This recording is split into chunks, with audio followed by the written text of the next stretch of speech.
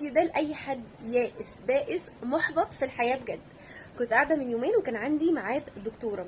المهم ان انا كنت قاعده متوتره قوي وماسكه الموبايل وعماله اقلب اقلب اقلب اقلب لحد لما جه قدامي فيديو كده الشيخ بيتكلم وبيقول على حاجه لو عملناها ودعينا بعدها الدعاء مش هيترد. هو بصراحه قد كان بجد الحمد لله يعني بفضل الله.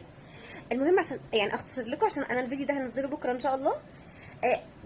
قمت عملت الحاجه اللي هو قال عليها بالظبط وقعدت ادعي، وانا ميعاد الدكتوره ده ما كانش في اليوم ده اصلا، كان من حوالي 3 4 شهور كده. لا هو بالظبط كان من بعد رمضان، فيعني من حوالي 3 شهور مثلا، وانا مطنشاها ودعيت ان الدكتوره تقول لي ان انا يا بنتي يا سماسيمو بقيتي كويسه.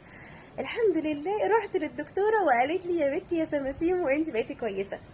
فانا بصراحه استغربت وقعدت كده في صدمه من الذهول لدرجه ان انا وانا مروحه تهت في الطريق، عشان خاطر انا بجد كنت عماله افكر قد ايه ربنا كريم وبيستجيب لينا بجد يا جماعه.